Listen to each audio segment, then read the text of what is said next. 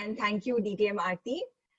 I feel like I received a crash course on what makes Tamil cinema awesome with Toastmaster Anirudh's speech. It is unexpected. I didn't expect to walk away with so much learning from today's meeting. But thanks to you, Anirudh, I have copious notes now on Tamil cinema, which should hopefully help me in some way, shape, or form someday. So your speech, I think, tried to achieve three things. One was, how do you engage with humor? How do you research and share information on a topic and share a lot of in-depth factoids and analyses with us? And lastly, how do you present this information in a manner that it is digestible in the best possible manner, right? And for me, I think I want to evaluate you individually across these three parameters. First off, in terms of engaging humor, I think you nailed it. Your topic itself tied in directly with humor. It was on how there are unexpected carries in Tamil cinema. Most of them had to do with humor. And the visual presentation itself, the deck, the animation in it, the different screenshots that you used, all of them I think were so evocative that when I would see all the members of our club in the gallery view, I could see that everyone was giggling and laughing. Some references I could catch as well, which I think struck a chord with me when it comes to humor. So well done in terms of choosing a topic that supports what you're trying to do and ensuring that your visual presentation is in line with getting that humor right. Secondly, when it comes to researching and presenting that information, which was your second objective today, I loved how much you shared with us, right? I stopped counting the number of examples you had, the number of facts you shared. But what I think stood out for me the most was how you structured the information you had to make that research palatable. Because many times I think when it's an informative speech, we just tend to dump our information on the audience and show that, okay, this is all the research I've done. But to structure that in a way, you categorized what you had and you said, these are the 4 categories. This is why, this particular thing stands out in Tamil cinema. So I like that. In terms of presenting, I think that is where you could have done a little more better to just enhance and ameliorate your humor and your research. First off, I think there was a little too much information for 7 minutes. And I noticed that in the areas of improvement on Menti.com, someone said use the power of 3. So I'm not a proponent of structures like that, right? But what I would suggest is, if you have 7 minutes to deliver a speech, just make sure your information fits in something under 5 minutes, because over Zoom especially, time flies, right? In a virtual setting, time is just not very manageable.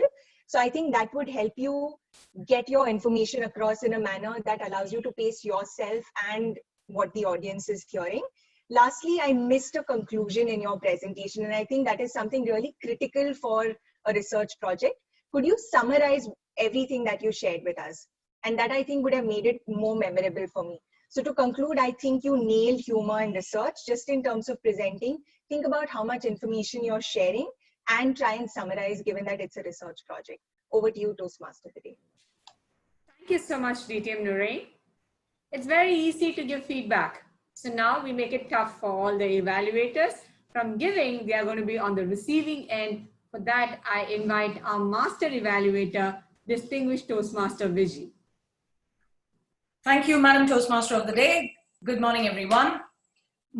Today, all the 3 evaluators used sandwich technique, which is very welcoming. But let me go in detail for every evaluator today, starting off with distinguished Toastmaster Sundar Raman. What I absolutely loved in your evaluation today is you had a good thought clarity. You knew exactly what is required in a presentation speech, because you mastered the presentation mastery path. So that came in very handy in your evaluation today. Very well done. I like the way you gave recommendations to wait for control when they had the web page to go to the next page and not to have a borrowed content. Very well done.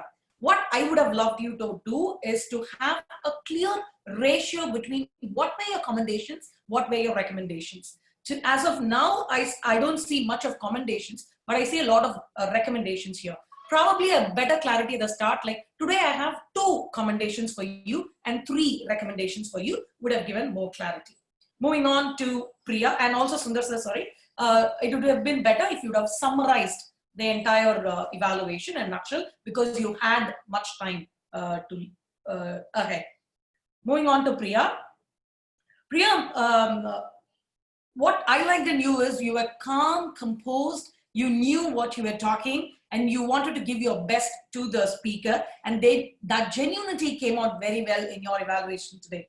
What I would have loved you to do is, the way you followed, a pattern that you followed was, you first said what was best, and then you named it. For example, for Shankar, you said, I love the way you did this, and everyone was laughing, there was humor. How could you do humor in a presentation slide and all of that? So the thing that I loved was the humor. It should have been the opposite.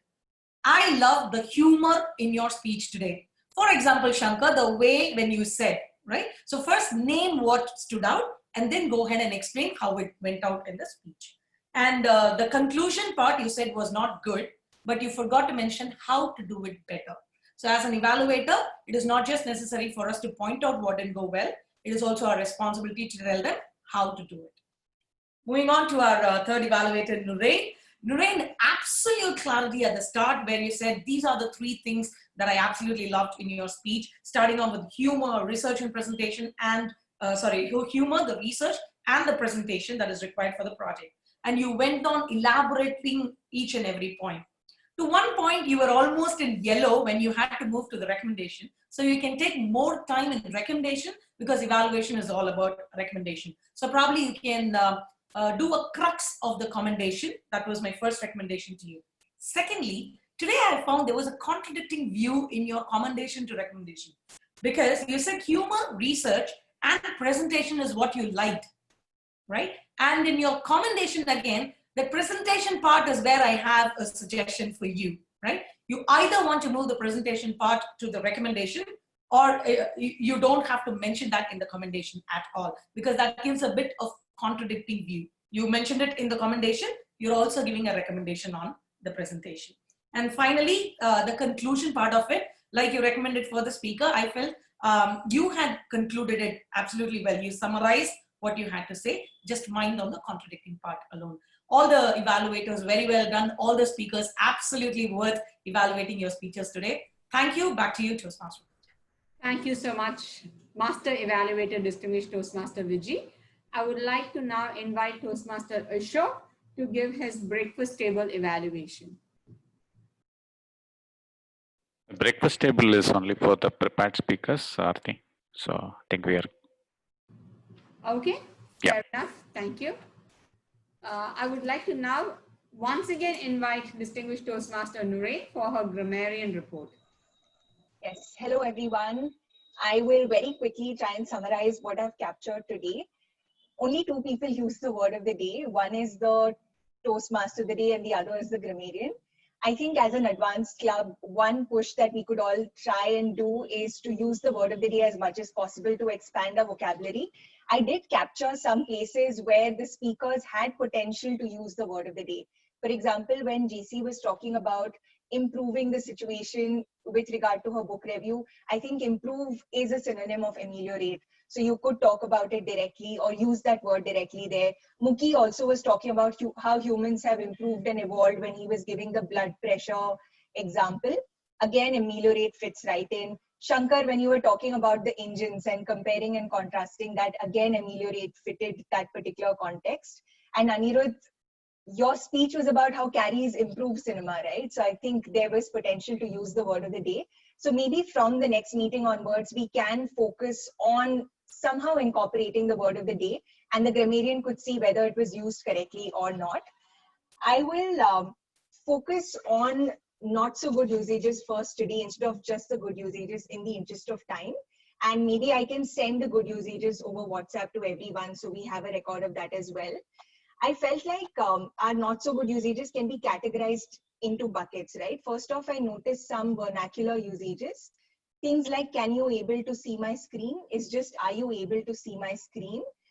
Another thing, searching at my home is actually just searching at home. When you say home, it implies that it is your home unless otherwise. I also felt like there were some misplaced words used.